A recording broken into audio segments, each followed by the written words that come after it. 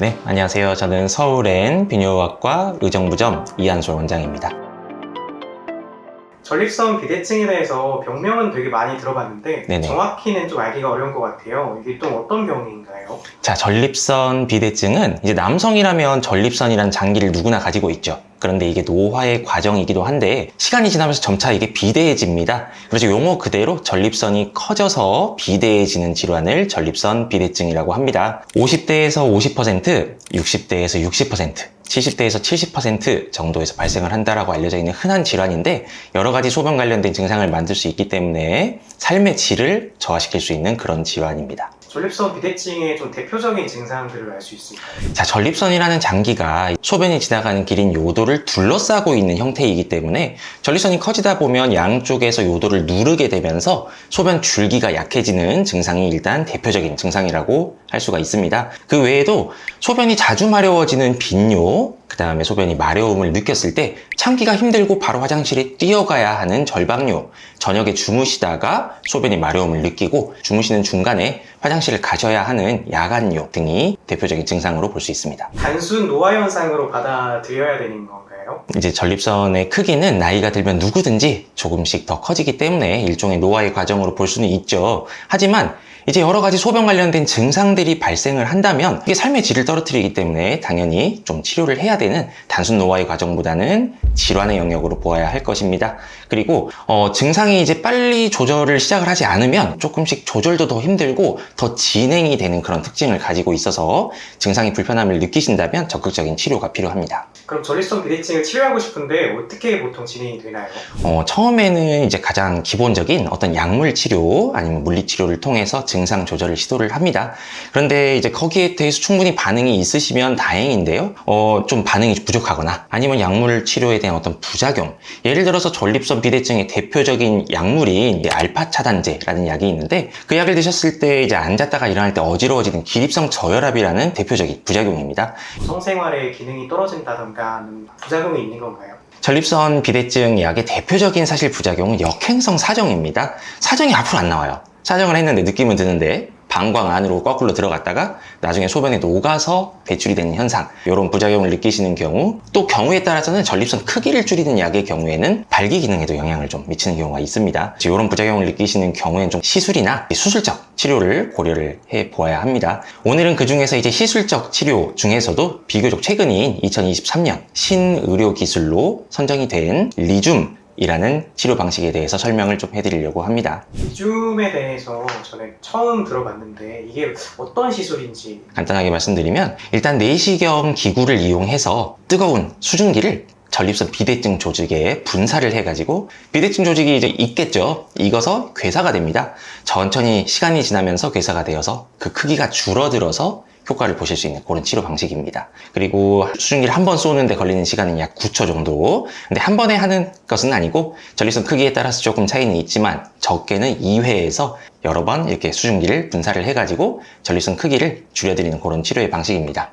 고온에 수증기에 노출이 되면 전립선 크기는 한 1개월에서 3개월 정도에 걸쳐서 서서히 그 크기가 줄어들어서 치료 효과를 보실 수 있게 됩니다. 그러니까 말만 들어도 되게 좀 통증이 느껴지는데 좀 고통이 좀 심하지는 않나요? 의외로 통증이 심하지가 않아요. 일단은 내시경 기구가 들어갈 때 약간 불편감은 좀 있으실 테고 이제 말씀 먼저 하셨듯이 수증기가 분사가 되는 그때 약간의 어떤 뻐근함이나 불편감 정도를 말씀을 하시는데 대부분은 특별히 전신 마취나 하반신 마취 없이 국소 마취 하에서도 다들 잘 참으십니다.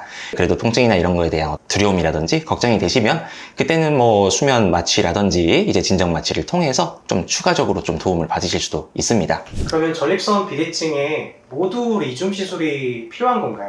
일단은 기본적으로는 그 최소한의 조건을 충족을 시켜줘야 하는데 만 50세 이상의 남성분 전립선 크기는 30g에서 80g 이하의 조건을 충족을 해야 되고요. 또한 제일 중요한 점은 약물도 마찬가지지만 다른 이제 시술이나 어떤 수술적 치료의 경우에는 이제 사정 기능에 역사정이라는 현상이 생기는데 이 리줌이라는 시술 방식은 그런 역사정이 거의 발생하지 않는 것으로 되어 있어서 사정 기능을 시술 이후에도 보존하고 싶으신 경우에도 적응증이 되겠습니다. 홀랩이라는 시술을 저는 들어본 적이 있거든요. 네, 이거랑 맞습니다. 좀 무슨 차이가 있나요? 가장 큰 차이는 직접적으로 레이저를 이용해서 전립선 비대 조직을 도려내거나 깎아내었느냐, 아니면은 이렇게 어떤 시술적 치료로 직접적으로 깎아내지 않더라도 시간이 지남에 따라서 천천히 줄어들게 만들어주느냐가 가장 큰 차이라고 볼 수가 있겠습니다. 그리고 아까도 이제 말씀을 드렸지만 역행성 사정, 이제 사정을 했는데 정액이 앞으로 나오지 않고 뒤로 가는 역행성 사정이 홀랩 수술은 거의 100% 발생을 합니다. 그런데 이 리줌 시술의 경우에는 역행성 사정의 가능성이 훨씬 더 낮은 것으로 보고가 되어 있고요. 또 유로리프트라는 시술도 좀 들어본 것 같은데 요거랑도 무슨 차이가 있을까요? 사실 이제 유사한 면도 있어요. 유로리프트 같은 경우에도 이제 국소 마취하에서 간단하게 시술이 금방 끝난다라는 점에서는 이제 공통점이고요. 또 역행성 사정이 거의 발생하지 않는다는 점에서도 공통점이라고 볼 수가 있는데, 차이점은 이제 리줌 같은 경우에는 수증기를 쏘고 이제 나와버리니까 몸 안에 뭔가 남기지 않습니다. 유로리프트는 결찰사라는 게 몸에 영구하게 남게 돼요. 그래서 이 결찰사 관련된 어떤 출혈이나 통증이라든지 뭐 결석이 낀다든지 하는 합병증이 생길 수가 있는데, 리줌은 이제 그런 합병증이나 부작용에서는 이제 자유로울 수 있다라는 게 가장 큰 차이라고 볼 수 있겠습니다. 고령의 환자분들도 안전하게 받을 수가 있을까요? 일단 고령의 환자분들에게 어떤 시술이나 수술적 치료를 할 때 가장 이제 문제가 되는 것은 출혈의 가능성, 아니면은 또 마취 과정에서 마취 자체에 대한 어떤 부담, 이런 것들이 이제 문제가 된다고 할 수 있는데, 리줌 시술의 경우에는 이제 하반신 마취나 전신 마취와 같은 어떤 이제 적극적인 마취가 필요하지가 않고 국소부 마취만 가지고도 진행이 가능하고요. 이제 시술 과정이 또 짧고 간단하기 때문에 출혈의 위험성도 적어서 고령의 환자분들께서도, 기저질환이 있는 분들께서도 큰 부담 없이 받으실 수가 있습니다. 최종적인 의견이 좀 들어보고 싶은데 홀랩, 유로리프트, 그리고 리줌 이렇게 세 개를 둔다면 어떤 걸 가장 추천하시나요? 정답은 없지만 개인적으로는 이제 합병증의 문제, 어떤 저희가 이제 치료를 하는 것도 중요하지만 아니면 어떤 문제가 생기면 안 되기 때문에 그런 의미에서는 유로리프트는 개인적으로는 조금 탈락. 그 다음에 이제 리줌과 홀랩이 사실은 치료의 효과가 그렇게 차이가 나질 않아요. 이제 직접적으로 깎아내거나 도려내지 않았음에도 불구하고 효과도 충분히 거둘 수가 있고, 그런데 또 역사적이라는 어떤 부작용이나 또 합병증이 생기지 않기 때문에 저는 개인적으로는 리줌을 선호를 하는 편입니다. 마지막으로 환자분들께 해주고 싶으신 말씀이 있으실까요? 자, 일단은 직접적으로 깎아내거나 도려내지 않았음에도 불구하고 마취 방식도 이제 전신 마취나 하반신 마취가 필요치 않고 간단하게 국소 마취로 받으실 수 있음에도 그 효과는 또 충분하고요. 부작용이나 합병증의 가능성도 더 낮고 성기능도 보존이 될 수가 있고 재발률도 높지 않습니다. 다양한 면에서 기존의 치료 방식들과 비교를 하더라도 이제 장점을 많이 가지고 있는 좋은 신의료 기술이라고 볼 수 있겠습니다.